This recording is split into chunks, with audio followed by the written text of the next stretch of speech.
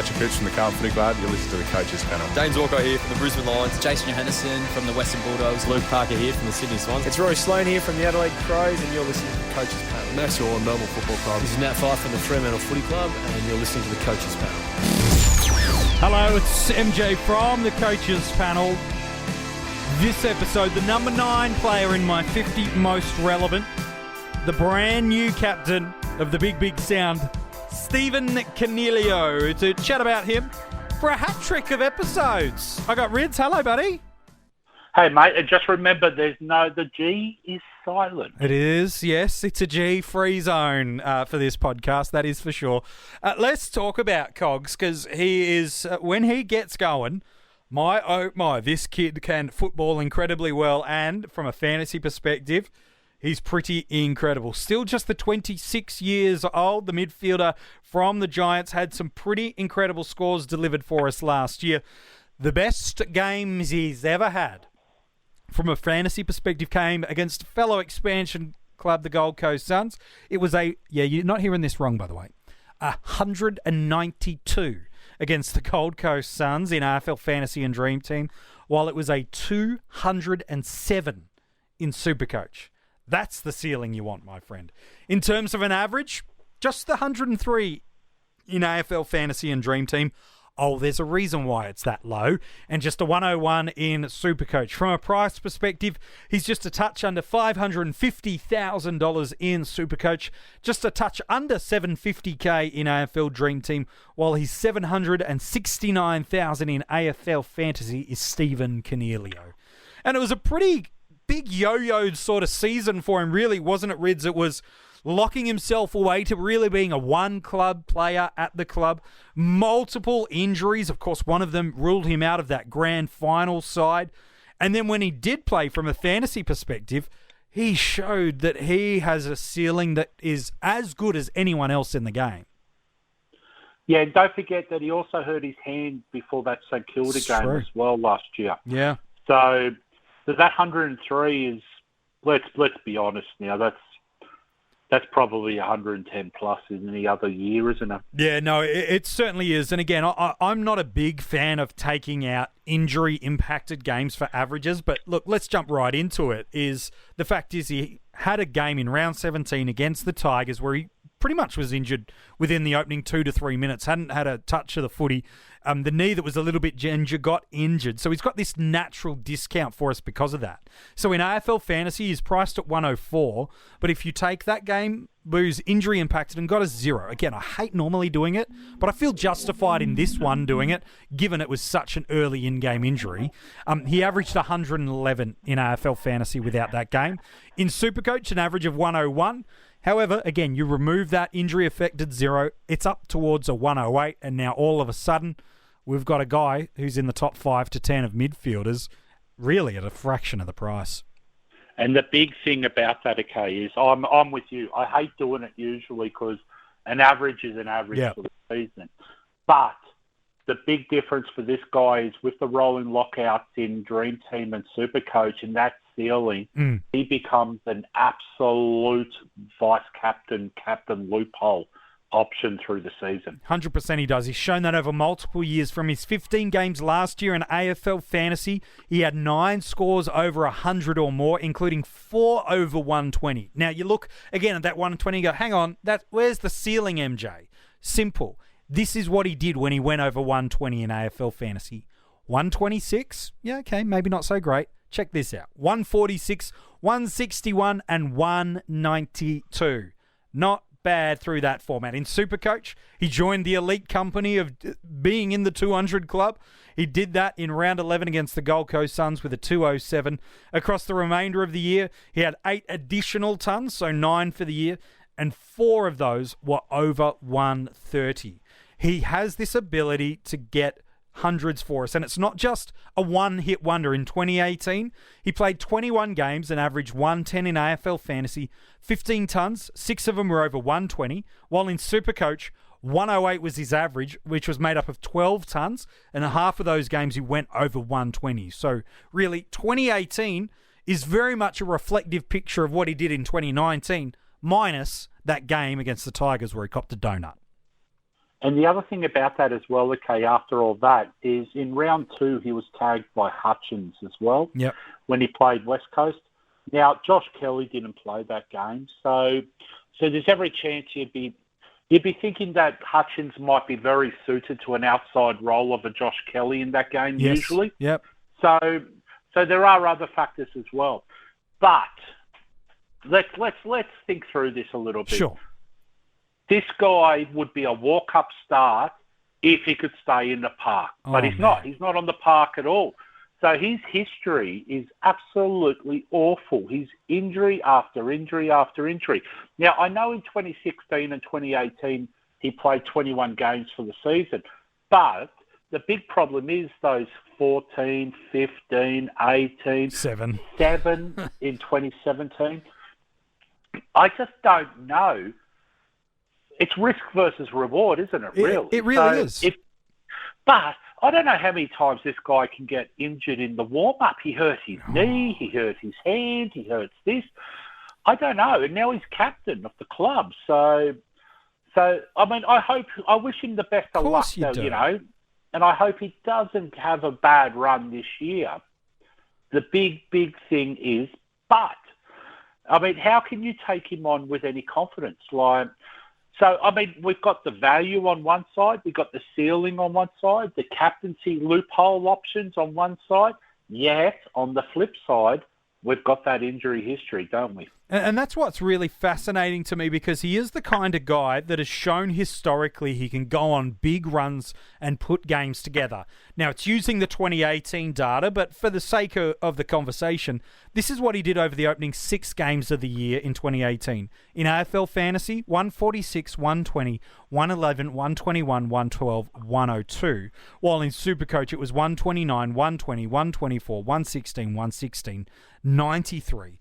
And so he is the kind of guy, and then again, we talk about the 200 from earlier this year, the 190-odd in AFL Fantasy and DreamTeam.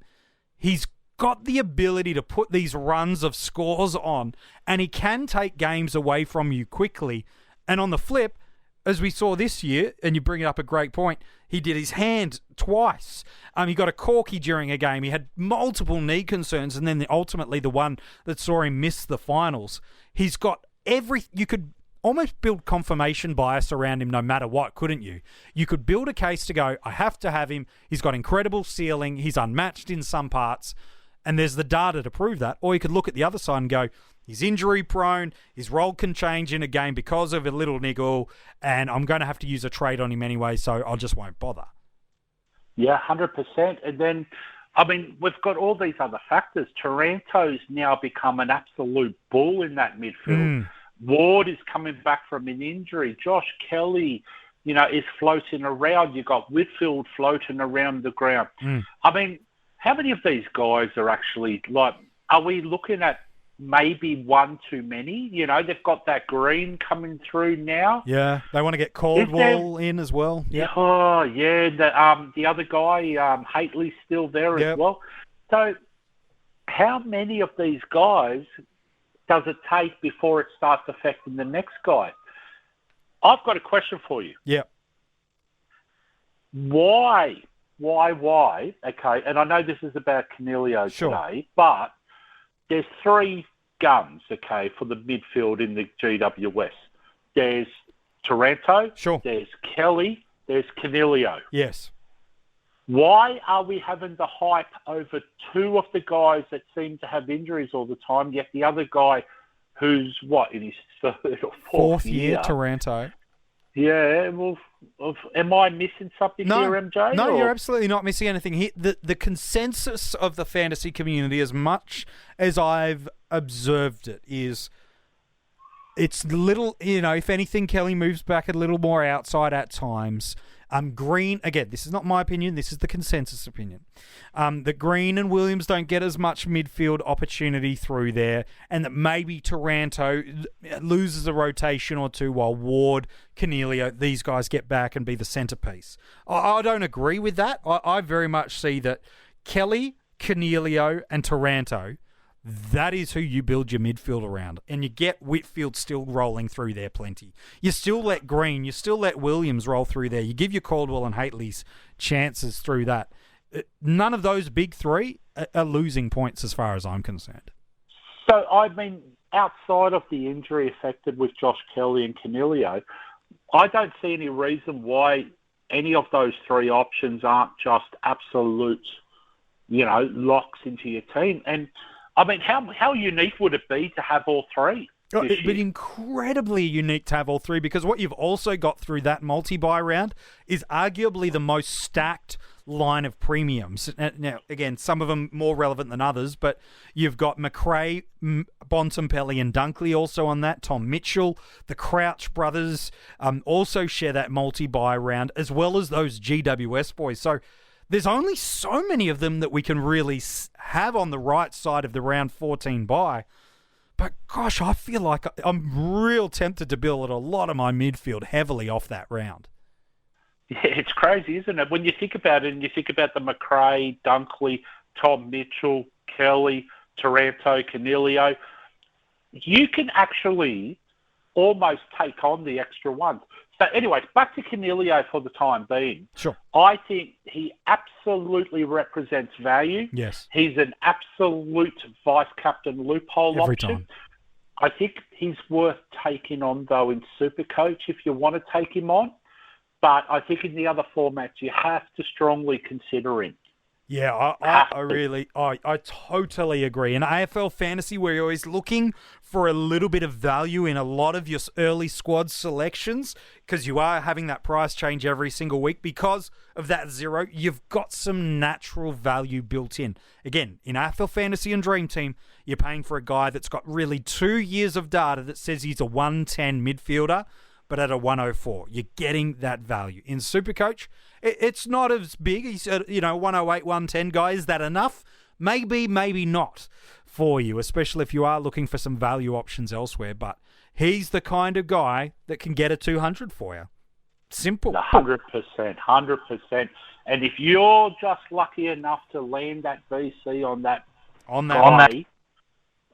week, and you start big, and that's the big thing, isn't it? Starting big. Yeah. Like, by the time halfway year comes through, you're going to have to look at some choices that are slightly different to the norm. But what you'll find, Casey, if you start on a couple of guys that will start big early, then potentially what you'll find is that you'll get a little bit of a jump on them, and everyone's trading those guys into their teams whilst you've already got them.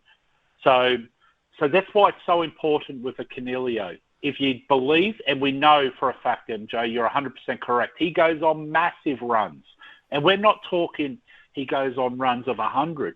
We're talking he goes on a 120 plus. Yeah. If he starts the year with that captaincy under his belt, 120 plus for that first 5 to 10 rounds, without having a bit of luck, he needs a bit of luck to get through. And we do in everything, don't we? 100%. But if he does, mate, your season is flying from the word go. Yeah, it certainly is. Look, I'm of the opinion I've got no concerns of all the big bodies coming back into the GWS midfield. I have zero concerns that he is the one that's going to be impacted from scoring. And we've seen, even when he does spend some time deep forward, either to rest or for a matchup to break a tag, he's damaging inside forward 50 and has got some craft about him at stoppages there to be able to see multiple goals as a forward option too. So, look, for me, I think people going, Coniglio's the one that's going to drop in points for the GWS midfield because I've done. He's not the one. As far as I'm concerned, he's not the one. The question about him is, can he just get some luck with his body to get 20-plus games again like he did in 2018? And if he does, he's going that 110 for you this year. Could not agree more. Let's talk about where he goes in a draft because, again, everyone chooses to do their rankings differently. For me, I have him as a genuine, top 10 ranked sort of midfielder across certainly DreamTeam and AFL Fantasy and, knocking on the door of it in SuperCoach. So you could build a case that, he's worth a late first round pick in some of the formats, but I'm seeing him slide really late into the second in a lot of mock drafts at the moment that people are doing, and I'd be pretty happy to have him as, a late second round / early third round selection. I'd feel like I'm winning the draft at that point. Well, I actually think he's going to slide a little bit later. Yeah. And I reckon he's he's a definite candidate for your M1 position. Yeah. But so if you can pick, if you're going to start going midfielder, okay, in the first 4 rounds, and you get Coniglio in the 4th round, just say, hypothetically, you've pretty much picked up an M1. You got 4 top 10 midfielders. That's nuts, isn't it? Yeah. Even in the 3rd round to get that is nuts. Yeah, it is. It's absolute nuts. But I think that's where you're looking at around this year, 3rd to 4th round. Yeah, wow. That I would just be loving life. Whether or not you go, mid-heavy early on, or you try to lock in the Gawns, the Whitfields, the Lloyds, and then early in those first handful of selections, and then, on the turn in my 2nd or 3rd pick, I get a chance to get an M1 in Coniglio at pick 19, 18, or 22 or 23. Yeah, that's a real strong, solid draft. Oh, yeah, for sure. All right, man. I appreciate your thoughts today on Cogs. Yeah, no worries. If you want to go and check out the article on him or any of the other players revealed in the 50 most relevant, you can go and do that right now at coachespanel.tv. If you're loving the podcast episodes, whether you're getting it through, whatever podcast platform you choose, we'd love you to make sure you follow and subscribe so as soon as the episodes are live, you get notified straight to your device. And if you are loving it, leave a 5-star rating and review. It helps others find what you already know about the Coaches Panel. The number 8 player in the 50 most relevant. Here's what I'll tell you. I'm telling you nothing.